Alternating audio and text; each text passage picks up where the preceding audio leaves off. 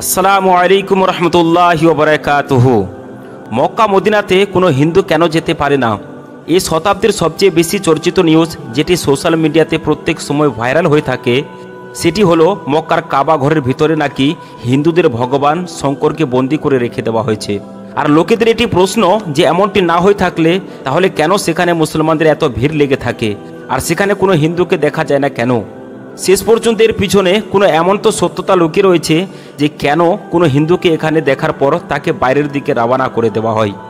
আজকের এই ভিডিওতে আমরা মক্কা মদিনা এবং ভগবান শঙ্করের মধ্যে যে সম্পর্ক রয়েছে তার সম্বন্ধে তো জানাবই, এর সঙ্গে সঙ্গে এটিও জানাবো যে এই ঘটনা কি আসলে সত্যি নাকি এর পিছনে কোনো অন্য কোনো রহস্য লুকিয়ে রয়েছে। আর শেষ বেলায় আমরা আপনাদেরকে জানাবো যে একজন সাধারণ হিন্দু মনে করে থাকে যে যদি কোনো বৈষ্ণব এখানে গঙ্গাজল নিয়ে কালো পাথরের উপর মানে হজরে আসওয়াদের উপর ছিটিয়ে দেয় তাহলে পৃথিবীর সমস্ত মুসলিম মারা যাবে। তাহলে এটা কি সত্যি যে হজরে আসওয়াদের উপর যদি গঙ্গাজল ছিটিয়ে দেওয়া হয় তাহলে সমস্ত মুসলমান মারা যাবে? এই সমস্ত ইম্পর্ট্যান্ট ও গুরুত্বপূর্ণ প্রশ্নের উত্তর আজকের এই ভিডিওতে জানাবো। তাই আপনাদের কাছে অনুরোধ যে ভিডিওটিকে শেষ পর্যন্ত অবশ্যই দেখবেন। আর ভিডিওটি যদি ভালো লেগে থাকে তাহলে একটি লাইক করবেন এবং চ্যানেলে যদি আপনি নতুন হয়ে থাকেন তাহলে চ্যানেলটিকে সাবস্ক্রাইব করবেন। আর সেই সঙ্গে আপনি কমেন্টে এটি জানাবেন যে এই পৃথিবীর সবচেয়ে পবিত্র ধর্ম কোনটি আর আপনি কোন ধর্মকে অনুসরণ করে থাকেন এবং তার একটি ছোট্ট কারণ কমেন্টে অবশ্যই লিখবেন। তাহলে চলুন এবার ভিডিওটিকে শুরু করা যাক।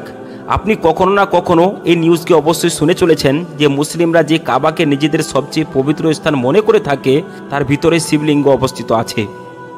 আর মুসলিমরা যে স্থানে শয়তানকে পাথর ছুঁড়ে থাকে সেই স্থানটি কোনো অন্য কিছু নয় বরং ভগবান শিবকে সেখানে সৌদি আরবের মানুষেরা বন্দি বানিয়ে রেখে দিয়েছে। আর তারা মনে করে থাকে যে যদি কোনো হিন্দু এখানে গঙ্গাজল ছিটিয়ে দিতে পারে তাহলে ভগবান শিব মুক্ত হয়ে যাবে। আর এটি মেন কারণ যে মক্কা মদিনাতে কোনো হিন্দুকে প্রবেশ করতে দেওয়া হয় না। কিন্তু সমস্ত দাবির পিছনে সত্যতা কতদূর পর্যন্ত লুকিয়ে আছে সেটিকে তো আপনাদেরকে জানাবই। তার আগে আপনাদের জন্য এটি জেনে নেওয়া জরুরি যে শেষ পর্যন্ত মক্কা এবং মদিনা মুসলিমদের জন্য এত বেশি গুরুত্বপূর্ণ কেন। আপনাদেরকে জানিয়ে রাখি যে সৌদি আরব সম্পূর্ণভাবে একটি ইসলামিক কান্ট্রি আর যেখানে ইসলাম ধর্মের নিয়ম কানুনই লাগু করা হয়ে থাকে। এখানে খনির তেল খুব বেশি মাত্রায় পাওয়া যায়, এই জন্য এটি এই পৃথিবীর ভরের উন্নয়নশীল দেশগুলির মধ্যে পড়ে থাকে।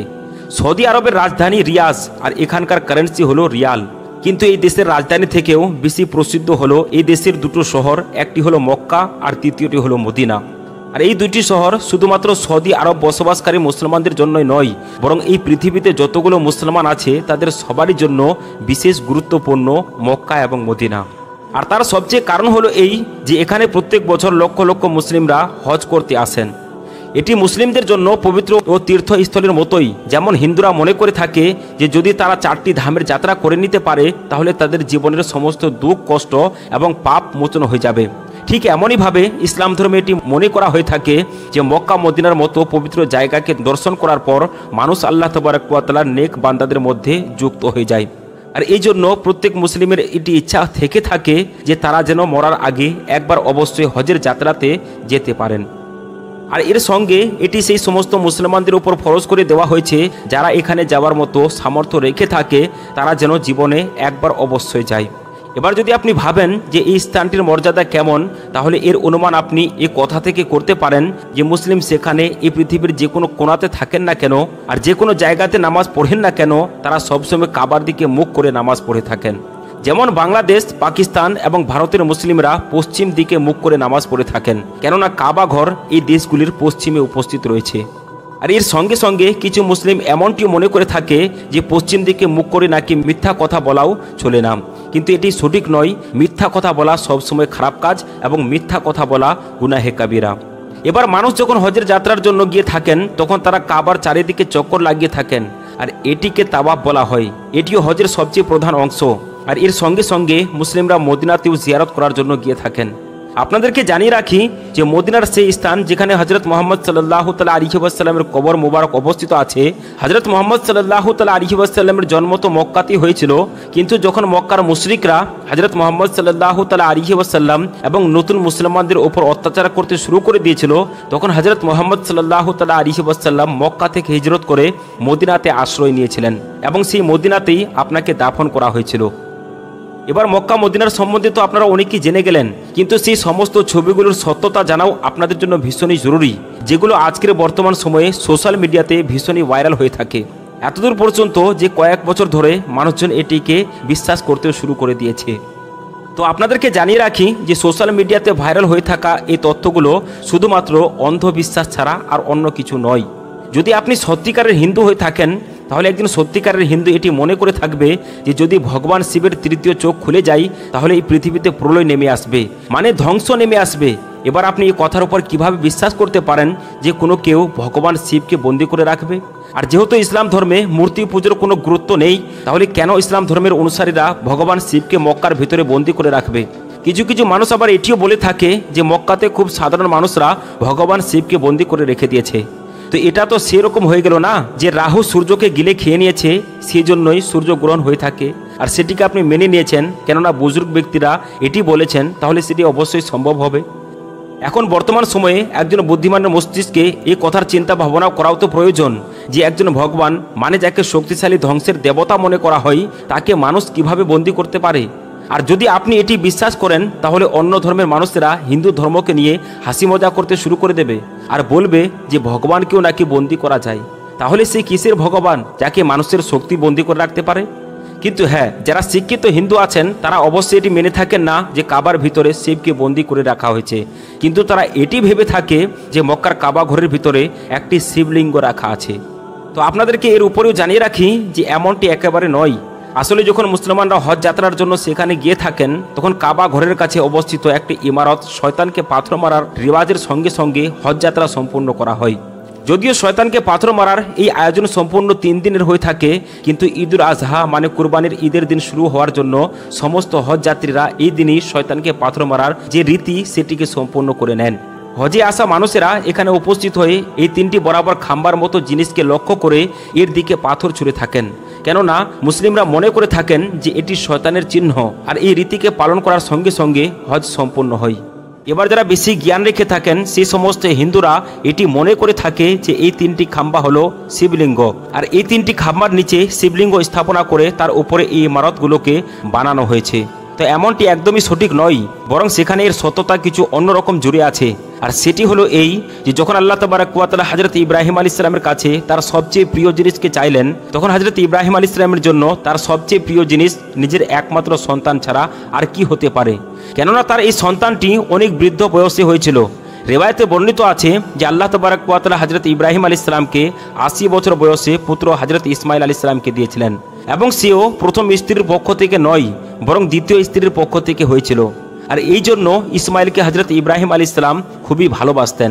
কিন্তু এখন আল্লাহ তাবারাক ওয়া তাআলার হুকুম চলে এসেছে, সেটাকে তো মান্যতা দিতেই হবে।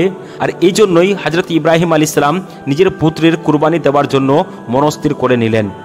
এবার যখন হযরত ইব্রাহিম আলাইহিস সালাম নিজের ছেলেকে কুরবানি দেওয়ার জন্য নিয়ে যাচ্ছিলেন, তখন রাস্তাতে শয়তান ইবলিসের সাথে দেখা হয়ে গেল। আর সে ইব্রাহিম আলাইহিস সালামকে বলল, আপনি কেন এত বৃদ্ধ বয়সেও নিজের প্রিয় ছেলেকে কুরবানি দিতে চাইছেন?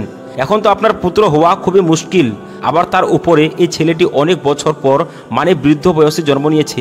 তো সেজন্য শুধুমাত্র আল্লাহ তাবারাক ওয়া তাআলার আদেশেরই জন্য কিভাবে আপনি নিজের কলিজার টুকরোকে কুরবানি দিতে পারেন? এরপর শয়তানের এমন কথাকে শুনে হযরত ইব্রাহিম আলাইহিস সালাম কিছুক্ষণের জন্য চিন্তায় পড়ে গেলেন, আর সে সময় কুরবানি দেওয়ার যে ইরাদা করেছিলেন সেটিও কিছু সময়ের জন্য নড়বড়ে হয়ে গেল।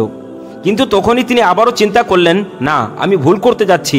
আমার সর্বপ্রথম আল্লাহ তাবারাক ওয়া তাআলার কথাকে মান্যতা দেওয়ার প্রয়োজন, যিনি আমাকে এমন বৃদ্ধ বয়সে পুত্র দান করেছেন।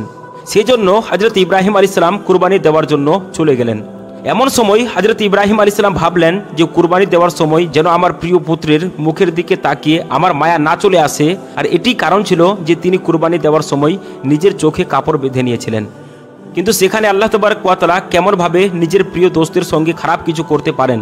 তিনি তো শুধুমাত্র হযরত ইব্রাহিম আলাইহিস সালামের পরীক্ষা নিচ্ছিলেন, আর যেখান থেকে হযরত ইব্রাহিম আলাইহিস সালাম সম্পূর্ণভাবে পাস হয়ে গিয়েছিলেন। এই জন্য আল্লাহ তাবারাক ওয়া তাআলা হযরত ইব্রাহিম আলাইহিস সালামের পুত্র হযরত ইসমাইলের স্থানে কুরবানি দেওয়ার জন্য একটি ভেড়াকে খাড়া করে দিলেন। আর তখন থেকেই ঈদুল আজহার দিন কুরবানি দেওয়ার জন্য এই রিবাজ চলে আসছে।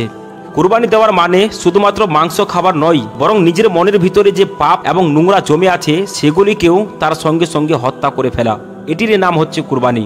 আর এটি কারণ যখন হজ যাত্রীরা জানোয়ারের কুরবানি করে নেয় তখন তারা শয়তানকে পাথর মারার জন্য সেখানে পৌঁছে যায় যেখানে শয়তান হযরত ইব্রাহিম আলাইহিস সালামকে উস্কানি দিতে চেয়েছিল। আর এই পাথর মারার রীতির সঙ্গে সঙ্গে আল্লাহ তাবারক ওয়া তাআলার সঙ্গে এই প্রতিশ্রুতিও করে থাকে যে কোনো শয়তান তাদেরকে কখনোই পথভ্রষ্ট করতে পারবে না। সেখানে সে শয়তান হোক পৃথিবীর বাইরের অথবা নিজের মনের ভিতরের, তারা সব সময় সত্য মন থেকে আল্লাহ তাবারক ওয়া তাআলার ইবাদত করবে। সেই জন্য হাজিরা প্রথমে বিসমিল্লাহ এবং আল্লাহু আকবার পড়ে নিয়ে একটি নির্দিষ্ট পরিমাণের পাথর ছুঁড়ে থাকে, কিন্তু যারা বড় বড় পাথর ছুঁড়ে থাকে অথবা জুতো ছুঁড়ে থাকে তারা আসলে এই শয়তানের অনুসারী হয়ে যায়। তো এই জন্য এই তিনটি কোনো শিবলিঙ্গ নয়, বরং এগুলো একটি সাধারণ ইমারত যেগুলোকে শয়তানের প্রতীক মনে করা হয়। আর এটির উপর পাথর বাসন করে মানুষ নিজের ভিতরে যে শয়তান আছে সেগুলোকে মারার চেষ্টা করে থাকে। এবার কিছু মানুষের মস্তিষ্কে এই প্রশ্ন আসবে যে যদি এই সমস্ত কিছু মিথ্যা হয়ে থাকে তাহলে সেখানে হিন্দুদেরকে কেন প্রবেশ করতে দেওয়া হয় না। তো এখানে সর্বপ্রথম কথা হলো এই যে মক্কাতে শুধুমাত্র হিন্দুদেরকে নয় বরং এই পৃথিবীর সমস্ত অমুসলিমদেরই প্রবেশ নিষিদ্ধ আছে। সেখানে হিন্দু, শিখ, ইসাই, ইহুদি অথবা বৌদ্ধ হোক না কেন তাহলে তাদেরকে কাবার ভিতরে যেতে দেওয়ার অনুমতি নেই। আর যারা উদাহরণস্বরূপ ধরুন যদি কেউ মুসলমান না হয় তাহলে তারা আল্লাহকে সত্য মনে বিশ্বাস করে না।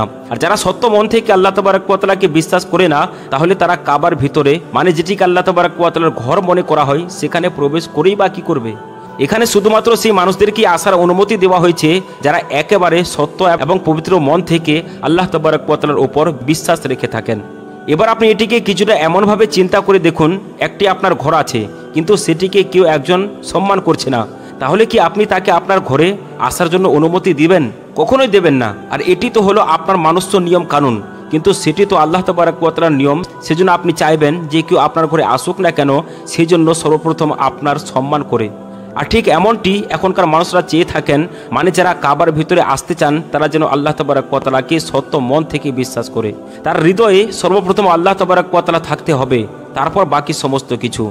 এবার সর্বশেষ প্রশ্ন, যদি আপনার মস্তিষ্কে এখনও উঠে আসে মানে যদি কোনো বৈষ্ণব গঙ্গার পানি নিয়ে গিয়ে সে কালো পাথরের উপর ছিটিয়ে দিতে পারে তাহলে পৃথিবীর সমস্ত মুসলিমরা ধ্বংস হয়ে যাবে আর মহাদেব শঙ্করও বেরিয়ে আসতে পারবে, তাহলে দেখুন এর সম্বন্ধে আমরা আগেও জানিয়েছি এগুলো শুধুমাত্র মিথ্যা ও প্রচার। একজন কম শিক্ষিত এবং খুবই কম বুদ্ধিমান মানুষরাই এটিকে বিশ্বাস করবে। কিন্তু এরপরও যদি আপনার মনে হয় না এগুলো সবই সত্যি আর আমি আপনাদেরকে ভুল বুঝাচ্ছি, তাহলে আপনারা শুধুমাত্র আপনার বিশ্বাসকে পরিবর্তন করুন, মানে আপনি বিশ্বাস করে নিন যে আল্লাহ তাবারক ওয়া তাআলা ছাড়া আর কেউ নেই। তারপরে একটি পাসপোর্ট বানিয়ে গঙ্গার পানিকে সঙ্গে নিয়ে সেই কালো পাথরের উপর ছিটিয়ে দেখুন, আপনাকে কেউ বাধা দেবে না। আর তারপর দেখুন কতজন মুসলিম বেঁচে থাকে আর কতজন মুসলিম মারা যায়। তো বন্ধুরা, আশা করি যে আজকের এই ভিডিওটি আপনাদেরকে ভালো লেগেছে। যদি ভালো লেগে থাকে তাহলে একটি লাইক করবেন এবং চ্যানেলে যদি আপনি নতুন হয়ে থাকেন তাহলে চ্যানেলটিকে সাবস্ক্রাইব করবেন। আসসালামু আলাইকুম ওয়া রাহমাতুল্লাহি ওয়া বারাকাতুহু।